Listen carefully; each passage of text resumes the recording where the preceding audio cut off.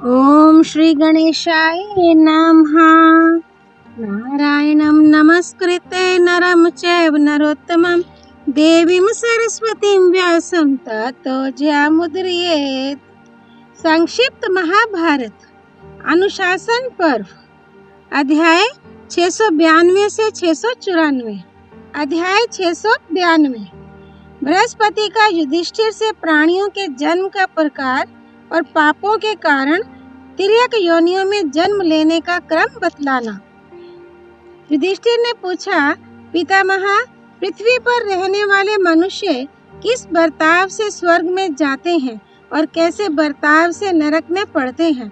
वे अपने मृतक शरीर को काठ और मिट्टी के ढेले के समान यहीं छोड़कर जब परलोक की राह लेते हैं, उस समय उनके पीछे कौन जाता है?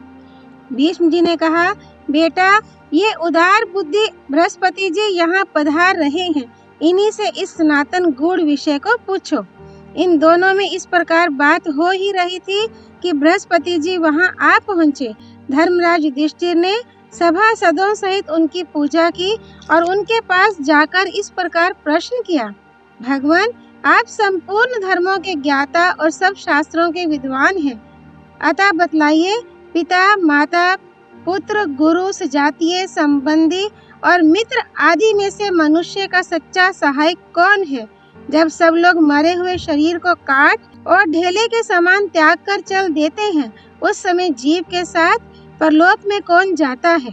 बृहस्पति जी ने कहा, राजन, प्राणी अकेला ही जन्म लेता, अकेला ही मरता, अकेला ही दुख से पार होता है तथा अकेला ही दुर्गति भोगता है। पिता, माता, भाई, पुत्र, गुरु, सजातीय, संबंधी और मित्रों में से कोई उसका सहायक नहीं होता। लोग उसके मरे हुए शरीर को काठ और मिट्टी के ढेले की तरह फेंक कर थोड़ी देर तक रोते हैं और फिर उसकी ओर से मुंह फेर कर चल देते हैं। उस समय केवल धर्म ही जीव के पीछे पीछे जाता है, अतः धर्म ही सच्चा सहायक है। इसलिए मनुष्यों को सदा धर्म का ही सेवन करना चाहिए। धर्मयुक्त प्राणी स्वर्ग में जाता है और अधर्म प्राण जीव नरक में पड़ता है। अतः विद्वान पुरुष को चाहिए कि न्याय से प्राप्त हुए धन के द्वारा धर्म का अनुष्ठान करे। एकमात्र धर्म ही परलोक में मनुष्यों का सहायक होता है। अविवेकी मनुष्य ही लोभ, मोह अथवा भय से दूसरों के लिए पाप करता है। युधिष्ठिर ने पूछा, भगवान, आपके मुंह से मैंने धर्मयुक्त एवं अत्यंत हितकारक बातें सुनी, किंतु मनुष्य का स्थूल शरीर तो मरकर यहीं पड़ा रह जाता है और उसका सूक्ष्म शरीर अव्यक्त नेत्रों की पहुंच से परे हो जाता है। ऐसी दशा में धर्म किस प्रकार उसका अनुसरण करता है?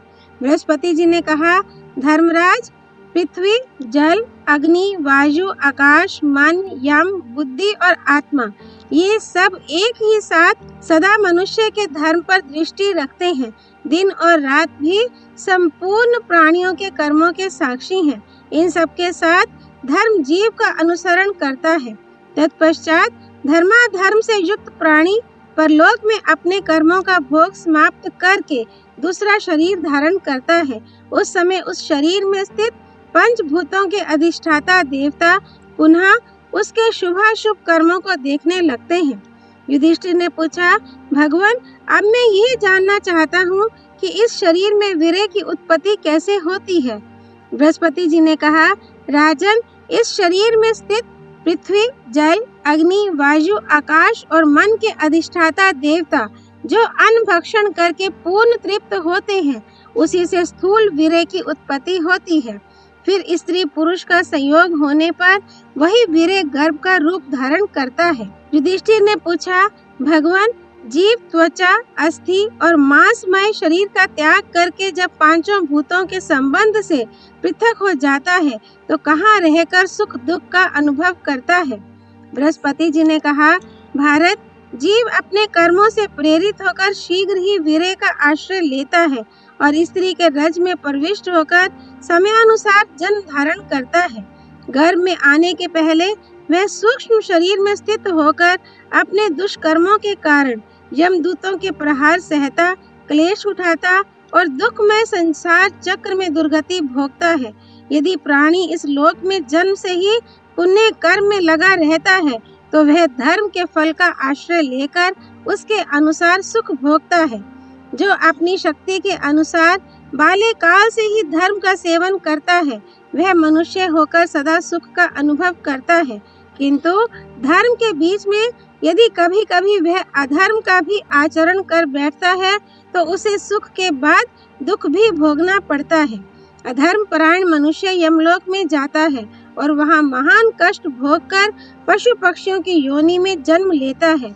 जीव मोह के वशीभूत होकर जिस जिस कर्म का अनुष्ठान करने से जैसी जैसी योनि में जन्म धारण करता है उसे मैं बता रहा हूँ, सुनो। शास्त्र, इतिहास और वेद में भी यह बात बताई गई है कि मनुष्य इस लोक में पाप करने पर मृत्यु के पश्चात यमराज के भयंकर लोक में जाता है। जो द्विज चारों वेदों का अध्ययन करने के बाद भी मोहवश पतित मनुष्यों से दान लेता है उसे गधे की योनि में जन्म लेना पड़ता है। 15 वर्षों तक गधे के शरीर में रहकर वह मृत्यु को प्राप्त होता है। फिर 7 वर्षों तक बैल की योनि में रहकर शरीर त्याग के पश्चात 3 महीने तक ब्रह्म राक्षस होता है। उसके बाद वह पुनः ब्राह्मण का जन्म पाता है। पतित पुरुष का यज्ञ कराने वाला ब्राह्मण मरने के बाद 15 वर्ष कीड़ा, 5 वर्ष गधा, 5 वर्ष सुअर, 5 वर्ष मुर्गा, 5 वर्ष सियार और 1 वर्ष कुत्ते की योनि में रहकर अंत में मनुष्य का जन्म पाता है। जो शिष्य मूर्खतावश अपने अध्यापक का अपराध करता है वह पहले कुत्ता, फिर राक्षस, फिर गधा और फिर कलेश भोगने वाला प्रेत होकर अंत में ब्राह्मण होता है। जो पापाचारी शिष्य गुरु की स्त्री के साथ समागम का विचार भी मन में लाता है वह अपने मानसिक पाप के कारण भयंकर योनियों में जन्म लेता है। पहले कुत्ता होकर 3 वर्ष तक जीवन धारण करता है, फिर मरने के बाद 1 साल कीड़े की योनि में रहता है। उसके बाद ब्राह्मण योनि में उत्पन्न होता है। यदि गुरु अपने पुत्र के समान प्रिय शिष्य को बिना कारण के ही मारता पीटता है तो वह अपनी स्वेच्छाचारिता के कारण हिंसक पशु की योनि में जन्म लेता है। जो पुत्र अपने माता पिता का अनादर करता है वह मरने के बाद गधे की योनि में जन्म लेता है और उसमें 10 वर्ष तक जीवित रहकर शरीर त्यागने के पश्चात 1 साल तक घड़ियाल की योनि में रहता है। जिस पुत्र के ऊपर माता और पिता दोनों ही रुष्ट होते हैं वह गुरुजनों के अनिष्ट चिंतन के कारण मृत्यु के बाद 10 महीने गधा, 14 महीने कुत्ता और 7 महीने बिलाव होकर अंत में मनुष्य की योनि में जन्म ग्रहण करता है। माता पिता को गाली देने वाला मनुष्य मैना होता है तथा उन्हें मारने वाला पुत्र 10 वर्ष कछुआ, 3 वर्ष साही और 6 महीने सांप की योनि में जन्म लेकर फिर मनुष्य होता है। जो पुरुष राजा के टुकड़े खाकर पलता हुआ भी मोहवश उसके शत्रुओं की सेवा करता है वह मरने के बाद 10 वर्ष वानर, 5 वर्ष चूहा और 6 महीने कुत्ता होकर फिर मनुष्य योनि में आता है। दूसरों की धरोहर हड़प लेने वाला मनुष्य यमलोक में जाता है और कर्मशः 100 योनियों में भ्रमण करके अंत में कीड़ा होता है। कीड़े की योनि में 15 वर्षों तक जीवित रहने के बाद जब उसके पापों का क्षय हो जाता है तो वह मनुष्य का जन्म पाता है। दूसरों के दोष ढूंढने वाला मनुष्य हरिण की योनि में जन्म लेता है। जो अपनी दुर्बुद्धि के कारण किसी के साथ विश्वासघात करता है वह 8 वर्ष मछली, 4 महीना हरिण, 1 साल बकरा और उसके बाद कीड़ा होकर अंत में मनुष्य योनि में जन्म लेता है। जो पुरुष लज्जा का परित्याग करके अज्ञान और मोह के वशीभूत होकर धान, जौ, तिल, उड़द, कुलथी, सरसों, चना, मटर, मूंग, गेहूं और तीसी तथा दूसरे अनाजों की चोरी करता है वह मरने के बाद पहले चूहा होता है, फिर कुछ दिनों बाद मृत्यु को प्राप्त होकर सुअर की योनि में जन्म लेता है। वह सुअर पैदा होते ही रोग से मर जाता है, फिर 5 वर्ष तक कुत्ते की योनि में रहकर अंत में मनुष्य होता है। पर स्त्री गमन का पाप करके मनुष्य कर्मशः भेड़िया, कुत्ता, सियार, गिद्ध, सांप, कंक और बगुला होता है। जो पापात्मा मोहवश भाई की स्त्री से व्यभिचार करता है वह 1 वर्ष तक कोयल की योनि में पड़ा रहता है।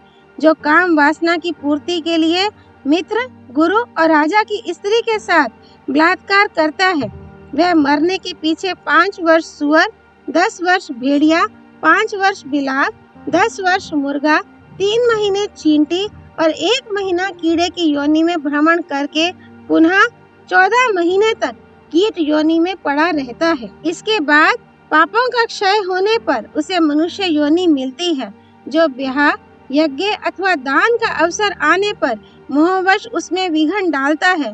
वह 15 वर्षों तक कीड़े की योनि में रहकर पाप का भोग समाप्त होने के पश्चात मनुष्य होता है।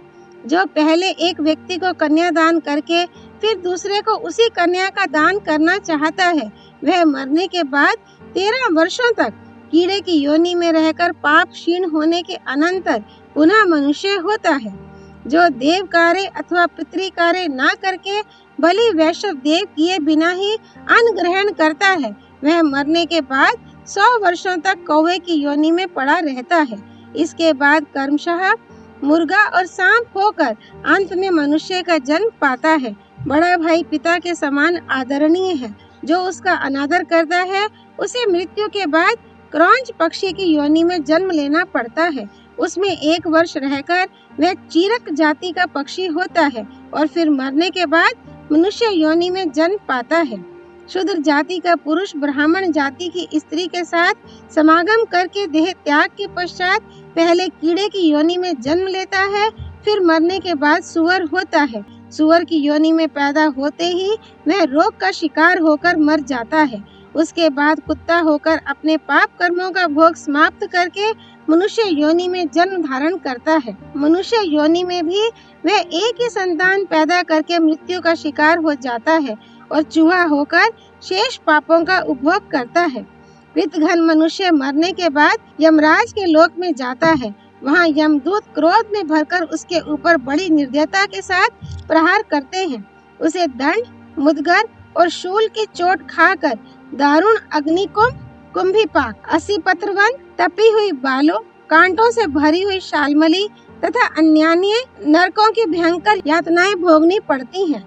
इस प्रकार निर्दयी यमदूतों से पीड़ित होकर कृतघ्न पुरुष पुनः संसार चक्र में आता और कीड़े की योनि में जन्म लेता है। 15 वर्षों तक कीट योनि में रहने के बाद मर जाता है, फिर बारंबार गर्भ में आकर उसी में नष्ट होता रहता है। इस तरह सैकड़ों बार गर्भ की यंत्रणा भोग कर बहुत बार जन्म लेने के पश्चात वह तिर्यक योनि में उत्पन्न होता है। इस योनि में बहुत वर्षों तक दुख भोग कर अंत में कछुए की योनि में जन्म लेता है। दही चुराने वाला बगुला और शहद की चोरी करने वाला डांस होता है। फल, मूल अथवा पुए की चोरी करने वाले को चींटी की योनि में जन्म लेना पड़ता है। जो निष्पाप नामक अन्न चुराता है वह हल गोलक नाम वाला कीड़ा होता है।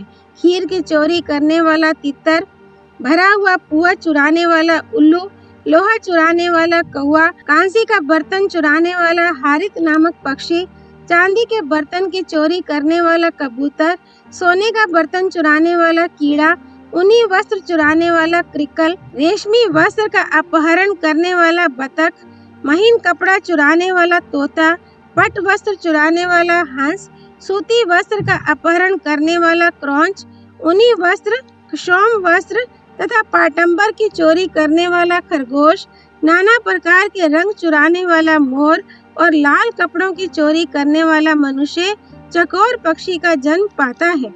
जो मनुष्य लोभ के वशीभूत होकर अनुलेपन और चंदन आदि का अपहरण करता है वह चचुंदर की योनि में जन्म लेता है और उसमें 15 वर्षों तक जीवित रहकर पाप क्षीण होने के बाद फिर मनुष्य का जन्म पाता है। दूध चुराने से ब्लाका की योनि मिलती है। जो मोहवश तेल चुराता है वह मरने के बाद तेल पीने वाला कीड़ा होता है।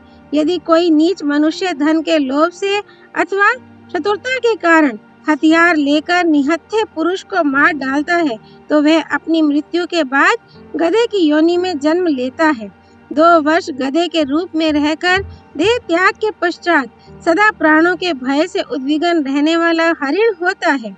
फिर 1 वर्ष पूरा होते होते वह शस्त्र द्वारा मारा जाकर मछली का जन्म पाता है और चौथे महीने में जाल में फंसकर मृत्यु को प्राप्त होता है। उसके बाद उसे 10 वर्ष बाघ और 5 वर्ष चीता होकर रहना पड़ता है। तदनंतर पाप का क्षय होने पर काल की प्रेरणा से मृत्यु को प्राप्त होकर वह मनुष्य योनि में जन्म लेता है। जो दुष्ट बुद्धि वाला पुरुष स्त्री की हत्या करता है वह यमराज के लोक में जाकर नाना प्रकार के क्लेश भोगता है। फिर 20 बार दुखद योनियों में भ्रमण करके अंत में कीड़े का जन्म पाता है और 20 वर्ष तक कीट योनि में रहकर फिर मनुष्य होता है। भोजन की चोरी करने से मनुष्य मक्खी होता है और कई महीने तक मक्खियों के समूह में रहकर पाप क्षय होने के बाद पुनः मनुष्य योनि में आता है। धान चुराने वाले मनुष्य के देह में दूसरे जन्म में बहुत से रोए होते हैं। जो मनुष्य तिल के चूर्ण से मिश्रित भोजन की चोरी करता है वह नेवले के समान आकार वाला भयानक चूहा होता है तथा वह पापी सदा मनुष्यों को काटा करता है। जो दुर्बुद्धि मनुष्य घी चुराता है वह काक मदगु सींग वाला जल पक्षी होता है। नमक चुराने वाला चिरी काक होता है। जो मनुष्य विश्वास पूर्वक रखी हुई दूसरे की धरोहर को हड़प लेता है वह मरने के बाद मछली का जन्म पाता है और कुछ समय बाद मृत्यु को प्राप्त होकर मनुष्य योनि में जन्म लेता है। मनुष्य होने पर भी उसकी आयु बहुत थोड़ी होती है। भारत, इस प्रकार मनुष्य पाप करके तिर्यक योनियों में जन्म लेते हैं। वहाँ उन्हें अपने उद्धार करने वाले धर्म का किंचित भी ज्ञान नहीं रहता। जो पापाचारी पुरुष लोभ और मोह के वशीभूत हो पाप करके उसे व्रत आदि के द्वारा दूर करने का प्रयत्न करते हैं वे सदा सुख दुख भोगते हुए व्यथित रहते हैं। उन्हें कहीं रहने को ठौर नहीं मिलता तथा वे मलेच्छ होकर हमेशा मारे मारे फिरते हैं। जो मनुष्य जन्म से ही पाप का परित्याग करते हैं वे निरोग, रूपवान और धनी होते हैं। स्त्रियां यदि उपयुक्त कर्म करती हैं तो उन्हें भी पाप लगता है और वे उन पाप भोगी प्राणियों की ही भार्या होती हैं। महाराज, पूर्व काल में ब्रह्मा जी देव ऋषियों के बीच ये प्रसंग सुना रहे थे। वहाँ उन्हीं के मुँह से मैंने ये सारी बातें सुनी थी और तुम्हारे पूछने पर उन्हीं बातों का यथावत वर्णन किया है। ये उपदेश सुनकर तुम्हें अपने मन को सदा धर्म में लगाए रखना चाहिए। अध्याय 693। बृहस्पति का युधिष्ठिर को अन्न दान और अहिंसा धर्म की महिमा बताना। युधिष्ठिर ने पूछा, ब्राह्मण, अब मैं धर्म का परिणाम सुनना चाहता हूँ। कौन कौन से कर्म करने पर मनुष्य को उत्तम गति प्राप्त होती है? बृहस्पति जी ने कहा, राजन, जो मनुष्य पाप कर्म करता है वह अधर्म के वश में हो जाता है और उसका मन धर्म के विपरीत मार्ग में जाने लगता है, इसलिए उसे नरक में गिरना पड़ता है। जो मोहवश अधर्म बन जाने पर पीछे से पश्चाताप करता है उसे चाहिए कि मन को वश में रखकर फिर कभी पाप का सेवन ना करे। मनुष्य का मन ज्यों-ज्यों पाप कर्म की निंदा करता है त्यों-त्यों उसका शरीर उस अधर्म के बंधन से मुक्त होता जाता है। यदि पापी पुरुष धर्मज्ञ ब्राह्मणों से अपना पाप बतला दे तो वह उस अधर्म के कारण होने वाली निंदा से शीघ्र ही छुटकारा पा जाता है। मनुष्य अपने मन को स्थिर करके जैसे जैसे अपना पाप प्रकट करता है वैसे वह उससे मुक्त होता जाता है। अब मैं दानों का वर्णन करता हूँ। सब प्रकार के दानों में अन्न का दान श्रेष्ठ बताया गया है। अतः धर्म की इच्छा रखने वाले मनुष्य को सरल भाव से पहले अन्न का ही दान करना चाहिए। अन्न मनुष्यों का प्राण है। अन्न से ही समस्त प्राणियों की उत्पत्ति होती है और अन्न के ही आधार पर सारा संसार टिका हुआ है। इसलिए अन्न सबसे उत्तम माना गया है। देवता, ऋषि, पितर और मनुष्य अन्न की ही विशेष प्रशंसा करते हैं। राजा रंती देव अन्न के ही दान से स्वर्ग लोक को प्राप्त हुए थे। अतः स्वाध्याय प्राण ब्राह्मणों को प्रसन्न चित्त से न्यायोपार्जित अन्न का दान करना चाहिए। जो मनुष्य 10,000 ब्राह्मणों को भोजन कराता और सदा योग साधन में संलग्न रहता है वह पाप के बंधन से छूट जाता है तथा उसे तिर्यक योनि में नहीं जाना पड़ता। वेदज्ञ ब्राह्मण भिक्षा से अन्न लाकर यदि अध्ययनशील विप्र को दान देता है तो इस लोक में सदा सुखी होता है। जो क्षत्रिय ब्राह्मण के धन का अपहरण ना करके न्याय पूर्वक प्रजा का पालन करते हुए अपने बहुबल से प्राप्त किया हुआ अन्न वेद वेता ब्राह्मणों को शुद्ध एवं समाहित चित्त से दान करता है वह उस अन्न दान के प्रभाव से अपने पूर्वकृत पापों का नाश कर डालता है। यदि वैश्य खेती से अन्न पैदा करके उसका छठा भाग ब्राह्मणों को दान कर देता है तो वह सब पापों से मुक्त हो जाता है। शूद्र भी यदि प्राणों की परवाह न करके कठोर परिश्रम से कमाया हुआ अन्न ब्राह्मणों को दान करता है तो पाप से छुटकारा पा जाता है। जो किसी प्राणी की हिंसा न करके अपनी छाती के बल से पैदा किया हुआ अन्न विप्रों को दान करता है वह कभी दुख के दिन नहीं देखता। न्याय के अनुसार अन्न प्राप्त करके उसे वेद वेता ब्राह्मणों को हर्ष पूर्वक दान देने वाला मनुष्य अपने पापों के बंधन से मुक्त हो जाता है। अन्न ही बल की वृद्धि करने वाला है।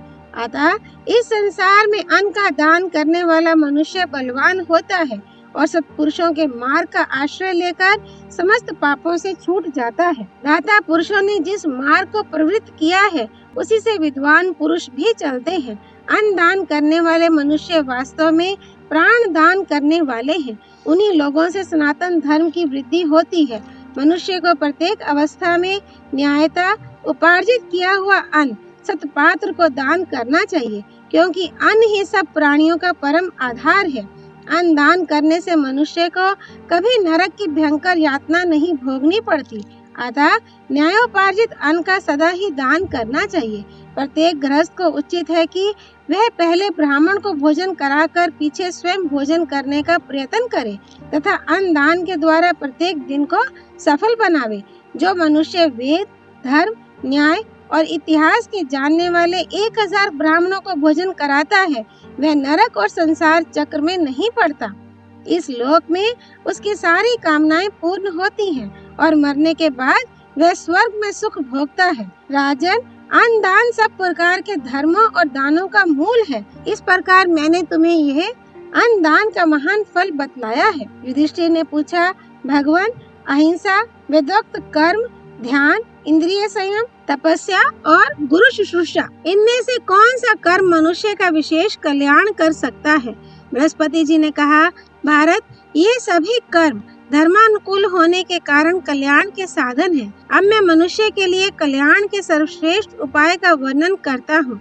जो मनुष्य अहिंसा युक्त धर्म का पालन करता है वह काम, क्रोध और लोभ रूप तीनों दोषों का त्याग करके सिद्धि को प्राप्त हो जाता है।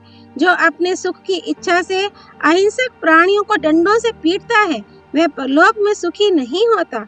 जो मनुष्य सब जीवों को अपने समान समझकर किसी पर प्रहार नहीं करता और क्रोध को अपने काबू में रखता है वह मृत्यु के पश्चात सुखी होता है। जो संपूर्ण भूतों का आत्मा है अर्थात सबके सुख दुख को अपना ही सुख दुख समझता है तथा जो सब भूतों को अपने में स्थित देखता है, उस गमनागमन से रहित ज्ञानी की गति का पता लगाते समय देवता भी मोह में पड़ जाते हैं। जो बात अपने को अच्छी ना लगे वह दूसरों के प्रति भी नहीं करनी चाहिए। यही धर्म का संक्षिप्त लक्षण है। मनुष्य कामना से प्रेरित होकर ही इसके विपरीत बर्ताव करता है। मांगने पर देने और इनकार करने से, सुख और दुख पहुंचाने से तथा प्रिय और अप्रिय करने से पुरुष को स्वयं जैसे हर्ष शोक का अनुभव होता है उसी प्रकार दूसरों के लिए भी समझे। जैसे एक मनुष्य दूसरों पर आक्रमण करता है तो अवसर आने पर दूसरे भी उसके ऊपर आक्रमण करते हैं। इसी को तुम अपने लिए धर्म अधर्म के संबंध में दृष्टांत समझो, अर्थात धर्म से सुख और अधर्म से दुख की प्राप्ति होती है, ऐसा निश्चय करो। वैशंपायन जी कहते हैं, जन्मेजय, धर्मराज युधिष्ठिर से इस प्रकार कहकर परम बुद्धिमान देवगुरु बृहस्पति जी उस समय हम लोगों के देखते देखते स्वर्ग को चले गए। अध्याय 694, हिंसा और मांस भक्षण की निंदा तथा मांस ना खाने की प्रशंसा। वैशंपायन जी कहते हैं, जन्मेजय, तदनंतर महातेजस्वी राजा युधिष्ठिर ने बाण शैया पर पड़े हुए पितामह भीष्म से पुनः प्रश्न किया। युधिष्ठिर ने पूछा, महामते, देवता, ऋषि और ब्राह्मण वैदिक प्रमाण के अनुसार सदा अहिंसा धर्म की प्रशंसा किया करते हैं। अतः मैं पूछता हूँ कि मन, वाणी और क्रिया से भी हिंसा का ही आचरण करने वाला मनुष्य किस प्रकार उसके दुख से छुटकारा पा सकता है? भीष्म जी ने कहा, युधिष्ठिर, ब्रह्मवादी पुरुषों ने मन से, वाणी से तथा कर्म से हिंसा ना करना और मांस ना खाना, इन 4 उपायों से अहिंसा धर्म का पालन बतलाया है। इनमें से एक अंश की भी कमी हुई तो अहिंसा धर्म का पालन नहीं होता। जैसे 4 पैरों वाले पशु 3 पैरों से नहीं खड़े रह सकते, उसी प्रकार अहिंसा भी केवल 3 ही कारणों से नहीं टिक सकती। जैसे हाथी के पैर के चिन्ह में सभी प्राणियों के पद चिन्ह समा जाते हैं, उसी प्रकार अहिंसा धर्म में सभी धर्मों का समावेश हो जाता है। इस तरह अहिंसा का धर्मता स्वरूप बतलाया गया है। जीव मन, वाणी और क्रिया के द्वारा हिंसा के दोष से लिप्त होता है, किंतु जो कर्मशः पहले मन से, फिर वाणी से और फिर क्रिया द्वारा हिंसा का त्याग करके कभी मांस नहीं खाता, वह तीनों प्रकार की हिंसा के दोष से मुक्त हो जाता है। ब्रह्मवादी महात्माओं ने हिंसा दोष के 3 कारण बतलाए हैं।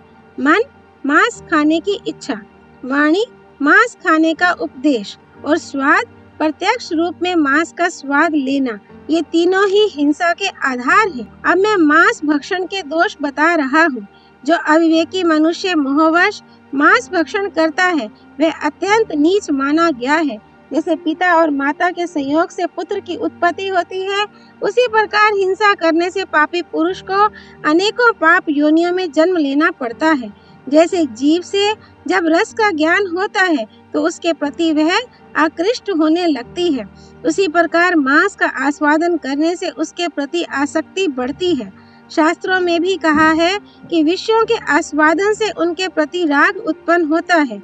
जो चित्त को अपने वश में कर लेता है, उनका चित्त मांस का रस लेने के लिए लोलुप होता है। वे मांस की ऐसी प्रशंसा करते हैं जिसकी मन, वाणी और चित्त के द्वारा कल्पना भी नहीं हो सकती।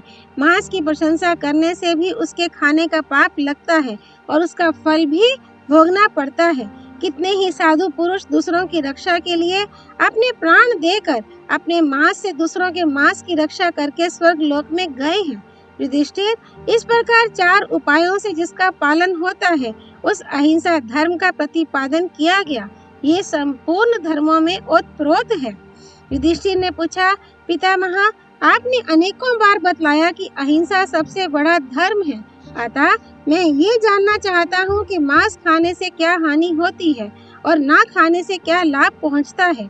जो स्वयं पशु का वध करके उसका मांस खाता है या दूसरे के मारे हुए पशु का मांस भक्षण करता है, अथवा जो दूसरे के खाने के लिए पशु का वध करता है या खरीद कर मांस खाता है, उसको क्या फल मिलता है। भीष्म जी ने कहा, राजन, मांस ना खाने से जो लाभ होता है उसका यथार्थ वर्णन सुनो। जो सुंदर रूप, सुडौल शरीर, पूर्ण आयु, उत्तम बुद्धि, सत्व, बल और स्मरण शक्ति प्राप्त करना चाहते थे, उन महात्माओं ने हिंसा का सर्वथा परित्याग कर दिया था। इस विषय को लेकर ऋषियों में अनेकों बार वाद विवाद हो चुका है। अंत में उन्होंने जो सिद्धांत निश्चित किया है उसे बता रहा हूँ, सुनो। जो पुरुष व्रत का पालन करता हुआ प्रति मास अश्वमेध यज्ञ का अनुष्ठान करता है तथा जो केवल मधु और मांस का परित्याग करता है, उन दोनों को एक सा ही फल मिलता है। सप्तऋषि, बालकिल्ले और मरीचि आदि मनीषी महर्षि मांस ना खाने की ही प्रशंसा करते हैं। स्वयंभू मनु का वचन है कि जो मनुष्य न मांस खाता, न पशु की हिंसा करता और न दूसरे से ही हिंसा कराता है, वह संपूर्ण प्राणियों का मित्र है। जो पुरुष मांस का त्याग कर देता है, उसका कोई भी प्राणी तिरस्कार नहीं करता, वह सबका विश्वास पात्र हो जाता है तथा साधु पुरुष सदा ही उसका आदर करते हैं।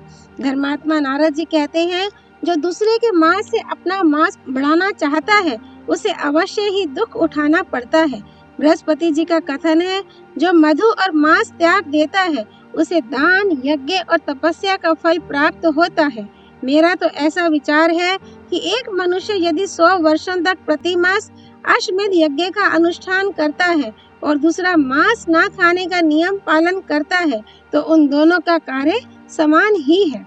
मधु और मांस का त्याग कर देने से मनुष्य सदा यज्ञ करने वाला, सदा दान देने वाला और सदा तप करने वाला समझा जाता है। जो पहले से मांस खाता रहा हो और पीछे उसका सर्वथा परित्याग कर दे, तो उसको जितना पुण्य होता है उतना संपूर्ण वेदों के अध्ययन और समस्त यज्ञों के अनुष्ठान से भी नहीं हो सकता। जो विद्वान सब जीवों को अभय दान कर देता है वह इस संसार में निस्संदेह प्राणदाता माना जाता है। इस प्रकार विद्वान पुरुष अहिंसा रूप परम धर्म की प्रशंसा करते हैं। जैसे मनुष्य को अपने प्राण प्रिय होते हैं उसी प्रकार समस्त प्राणियों को अपने अपने प्राण प्रिय जान पड़ते हैं। अतः जो बुद्धिमान और पुण्यात्मा हैं उन्हें चाहिए कि संपूर्ण प्राणियों को अपने ही समान समझें। जब अपने कल्याण की इच्छा रखने वाले विद्वानों को भी मृत्यु का भय बना रहता है तो जीवित रहने की इच्छा वाले निरोग और निरपराध प्राणियों को, जिन्हें मांस पर जीविका चलाने वाले पापी पुरुष बल पूर्वक मार डालते हैं, क्यों ना भय होता होगा। इसलिए तुम मांस त्याग देने को ही धर्म, स्वर्ग और सुख का सर्वोत्तम आधार समझो। अहिंसा परम धर्म है, अहिंसा परम तप है और अहिंसा परम सत्य है। अहिंसा से ही धर्म की उत्पत्ति होती है। मांस, घास, लकड़ी या पत्थर से नहीं पैदा होता, वह जीव की हत्या करने पर ही मिलता है।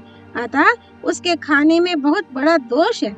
जो लोग स्वाहा देव यज्ञ और स्वधा पितृयज्ञ का अनुष्ठान करके यज्ञ शिष्ट अमृत का भोजन करने वाले तथा सत्य और सरलता के प्रेमी हैं, वे देवता हैं।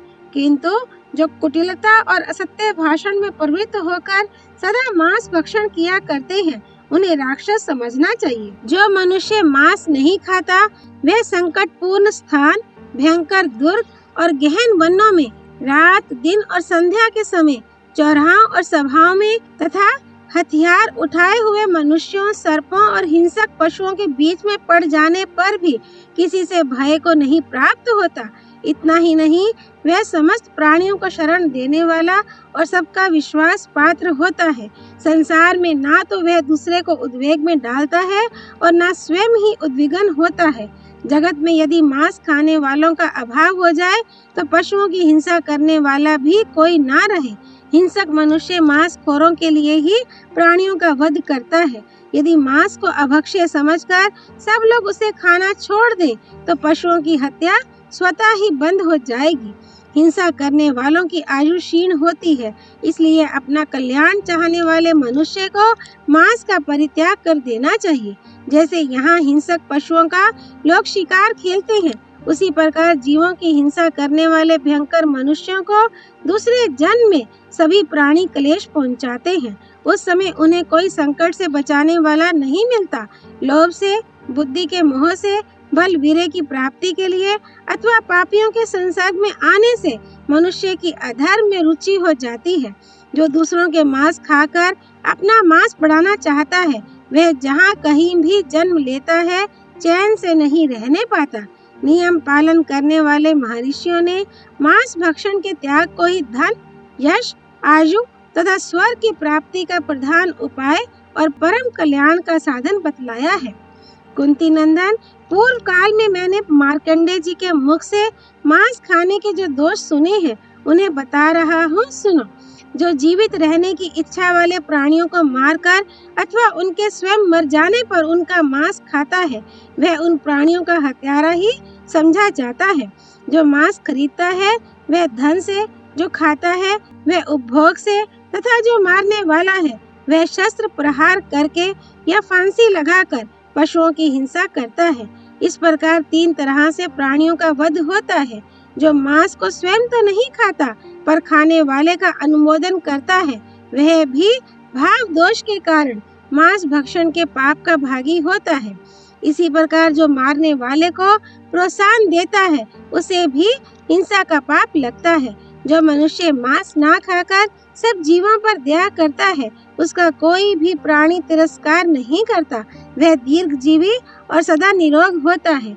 हमने सुना है कि सुवर्ण दान, गोदान और भूमि दान करने से जो धर्म प्राप्त होता है, मांस का भक्षण ना करने से उससे भी विशिष्ट धर्म की प्राप्ति होती है। जो मांसखोरों के लिए पशुओं की हत्या करता है वह पुरुषों में अधम है।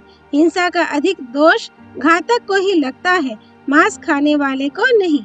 जो अज्ञानी मनुष्य वैदिक यज्ञ यागादि के नाम पर मांस के लोभ से प्राणियों की हिंसा करता है वह नरकगामी होता है। जो पहले मांस खाने के बाद फिर उससे निवृत्त हो जाता है उसको भी महान धर्म की प्राप्ति होती है, क्योंकि वह पाप से पीछे हटता है।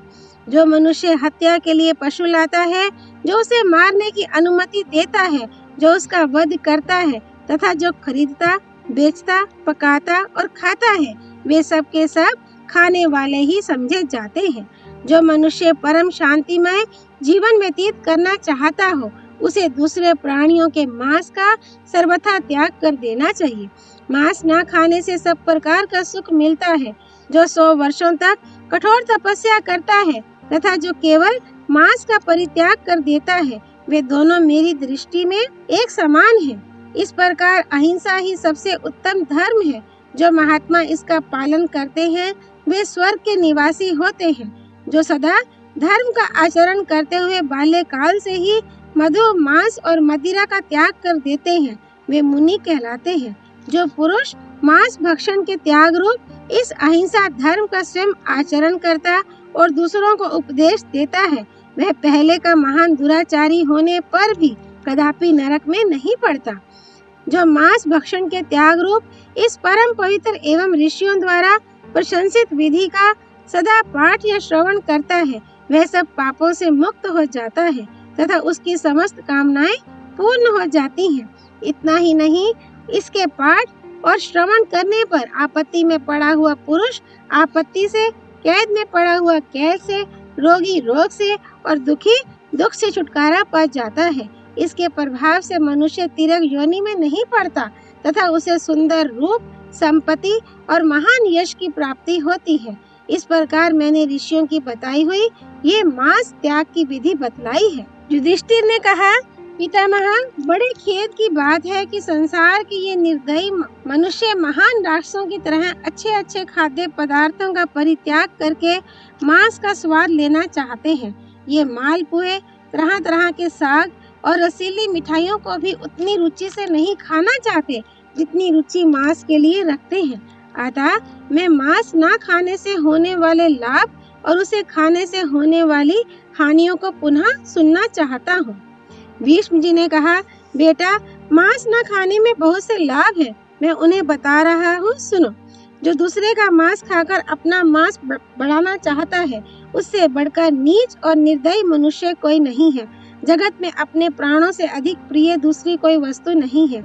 इसलिए मनुष्य जिस तरह अपने ऊपर दया चाहता है, उसी तरह उसे दूसरों पर भी दया करनी चाहिए। मांस भक्षण करने से महान पाप होता है और उसे ना खाने से बहुत बड़ा पुण्य होता है। समस्त जीवों पर दया करने के समान इहलोक और परलोक में कोई कार्य नहीं है। दयालु मनुष्य को कभी भय का सामना नहीं करना पड़ता। दयालु और तपस्वी के लिए यह लोक और परलोक दोनों ही सुखद होते हैं। जो मनुष्य दया परायण होकर संपूर्ण प्राणियों को अभयदान करता है, उसे सब प्राणी अभयदान देते हैं। वह घायल हो, लड़खड़ाता हो, गिर पड़ा हो, पानी के बहाव में खींचकर बहा जाता हो, आहत हो रहा हो अथवा किसी भी सम विषम अवस्था में पड़ा हो, सब प्राणी उसकी रक्षा करते हैं। हिंसक पशु, पिशाच और राक्षस भी उसके प्राण नहीं लेते। जो मनुष्य दूसरे जीवों को भय से बचाता है, वह स्वयं भी भय का अवसर आने पर उससे छुटकारा पा जाता है। प्राण दान के समान दूसरा कोई दान न हुआ है न होगा। मृत्यु किसी भी प्राणी को अभिष्ट नहीं है, क्योंकि मृत्यु काल में सभी जीव कांप उठते हैं। इस संसार समुद्र में समस्त प्राणी सदा गर्भवास, जन्म और बुढ़ापा आदि के दुख से दुखी होकर चारों ओर भटकते रहते हैं। इसके सिवा मृत्यु का भय भी उन्हें बेचैन किए रहता है। गर्भ में आए हुए प्राणी मल मूत्र के बीच में रहकर क्षार, अमल और कटु आदि रसों से, जिनका स्पर्श अत्यंत कठोर और दुखदायी होता है, कष्ट पाते रहते हैं। मांस लोलुप जीव जन्म लेने पर भी परवश होते हैं। वे बार बार शस्त्रों से काटे और पकाए जाते हैं। उनकी यह दुर्गति प्रत्यक्ष देखी जाती है। वे अपने पापों के कारण कुंभी पाक नरक में डाले जाते और भिन्न भिन्न योनियों में जन्म लेकर गला घोंट घोंट कर मारे जाते हैं। इस प्रकार उन्हें बारंबार संसार चक्र में भटकना पड़ता है। इस भूमंडल पर अपनी आत्मा से बढ़कर कोई प्रिय वस्तु नहीं है। इसलिए सब प्राणियों पर दया करे और सबको आत्मभाव से देखे। जो मनुष्य जीवन भर किसी भी जीव का मांस नहीं खाता, उसे निस्संदेह स्वर्ग लोक में श्रेष्ठ स्थान मिलता है। जो जीवित रहने की इच्छा वाले प्राणियों के मांस खाते हैं, वे भी दूसरे जन्म में उन प्राणियों द्वारा भक्षण किए जाते हैं। इस विषय में मुझे तनिक भी संदेह नहीं है।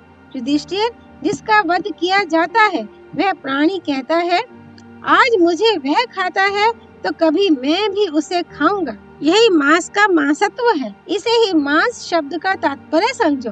इस जन्म में जिस जीव की हिंसा होती है, वह दूसरे जन्म में पहले घातक को मारता है, फिर मांस खाने वाला उसके हाथ से मारा जाता है। जो दूसरों की निंदा करता है, वह स्वयं भी दूसरों के क्रोध और द्वेष का पात्र होता है। अहिंसा परम धर्म, अहिंसा परम संयम, अहिंसा परम दान, अहिंसा परम तप, अहिंसा परम यज्ञ, अहिंसा परम फल, अहिंसा परम मित्र और अहिंसा परम सुख है। संपूर्ण यज्ञों में दान किया जाए, सब तीर्थों में डुबकी लगाई जाए और सब प्रकार के दान का फल प्राप्त हो, तो भी अहिंसा के साथ इनकी तुलना नहीं हो सकती। जो हिंसा नहीं करता, उसकी तपस्या अक्षय होती है, उसे सदा यज्ञ करने का फल मिलता है। हिंसा ना करने वाला मनुष्य संपूर्ण प्राणियों के माता पिता के समान है। युधिष्ठिर, ये अहिंसा का फल बतलाया गया, अभी इससे भी अधिक उसका फल होता है। अहिंसा से होने वाले लाभ का 100 वर्षों में भी वर्णन नहीं हो सकता। ओम तत्सत। नर नारायण भगवान श्री कृष्ण की जय। भगवती सरस्वती देवी की जय। भगवान व्यास अवतार श्री कृष्ण द्वैपायन की जय। श्री हरि अर्पणमस्तु।